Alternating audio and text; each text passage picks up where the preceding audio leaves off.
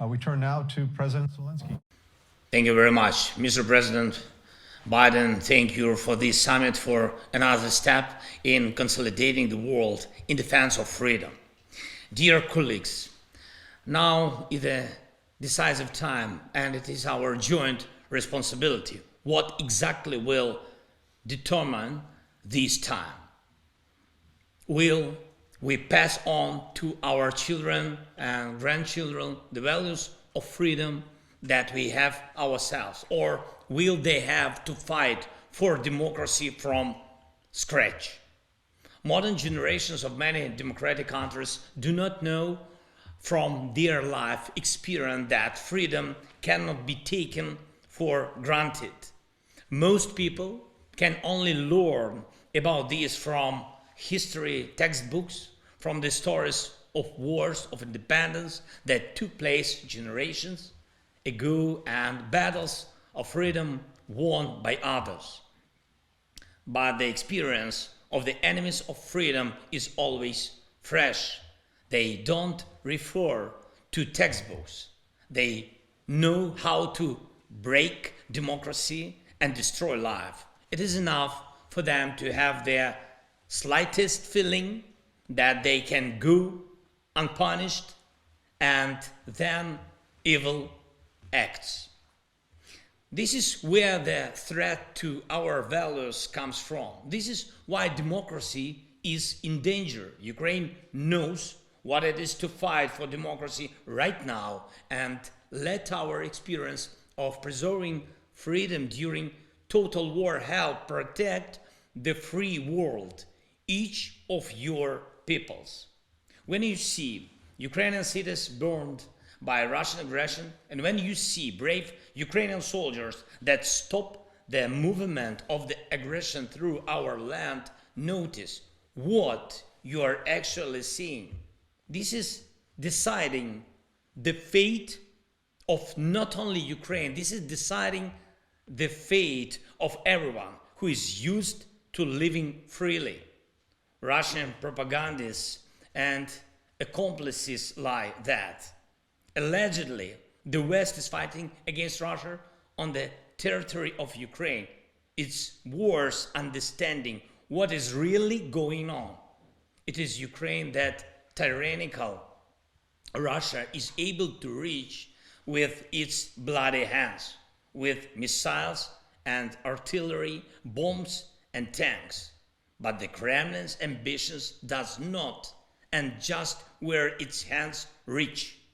Russia has been at war with all of you for a long time, with the democracies of the world.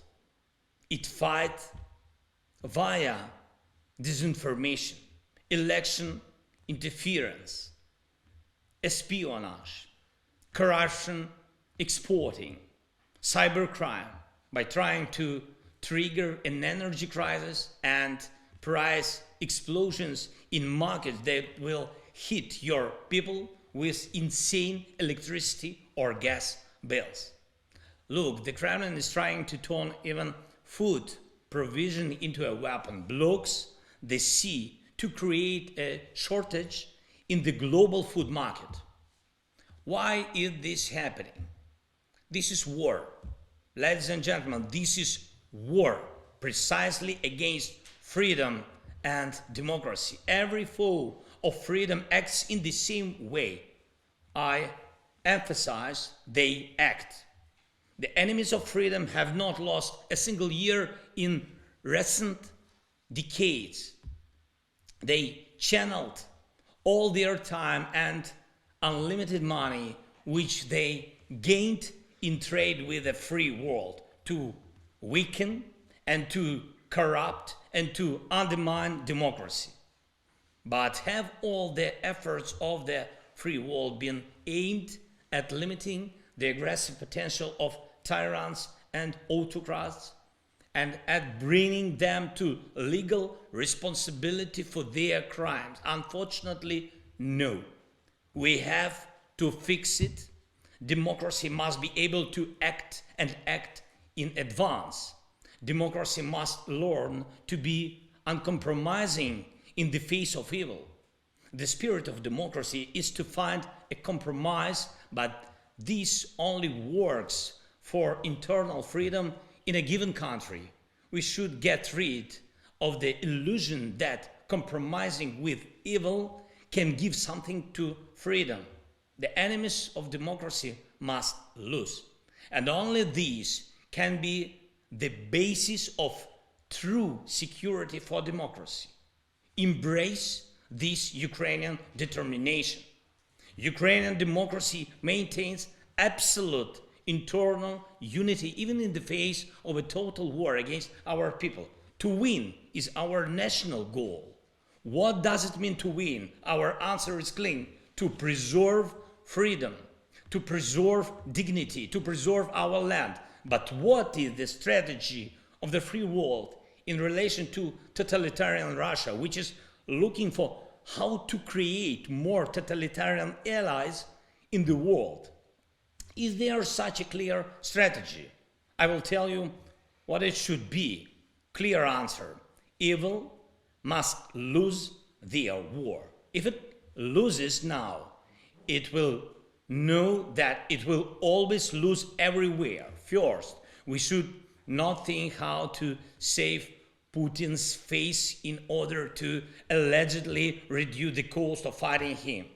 We should think how to preserve respect for democracy in those countries where freedom has yet to win. Second, when a fire breaks out, firefighters cannot wait months for fire trucks to be provided or accept that fire hydrants should be mandatory only for short distances.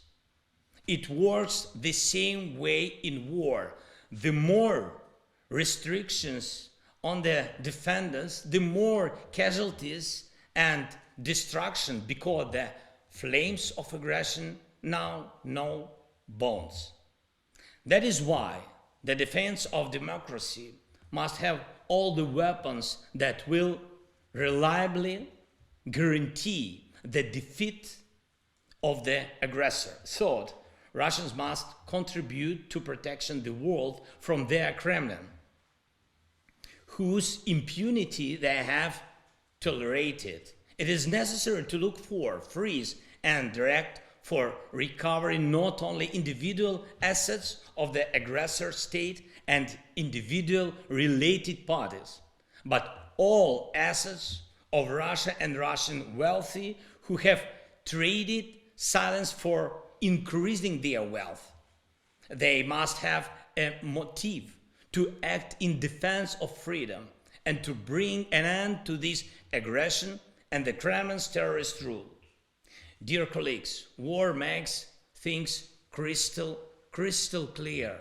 These days I visited our regions near the front line, and there you can see what aspects of leadership are needed now. When our fighters repel the assaults near Bakhmut, they cannot wait for weeks before firing an artillery shot in response to the enemy's actions. The fire must be immediate and neutralize the threat. All our decisions should be just as quick, but for some reason sanctions against Russia are much slower than Russia's aggression. Global pressure on Russia elite is weaker than its motive to accept the Kremlin. Support for Ukrainian soldiers in the trenches is less far-reaching than the weapons of the terrorists acting against us. And your own willingness to defend your democracies is less resolute than the intentions of those who want a world war against democracy. Democracy needs a victory now, this year, not some other time, not over time, now. And we are able to ensure this, Ukraine and everyone who helps. And I'm sure we will, but act, please, colleagues.